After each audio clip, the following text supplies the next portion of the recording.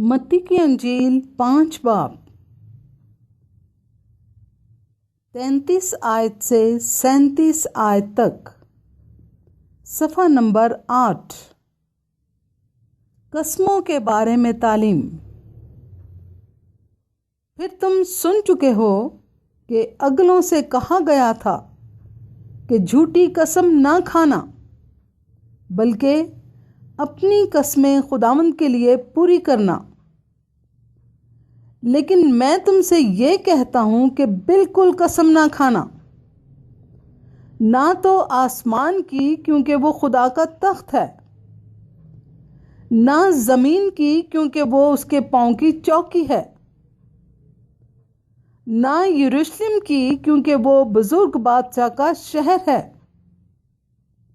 ना अपने सर की कसम खाना, क्योंकि तू एक बाल को भी सफेद या काला नहीं कर सकता, बल्कि तुम्हारा कलाम हाँ हाँ या नहीं नहीं हो, क्योंकि जो इससे ज्यादा है वो बदी से है। खुदा के पाक और जिंदा कलाम के पढ़े और सुने जाने पर उसकी बरकत हो। आमीन।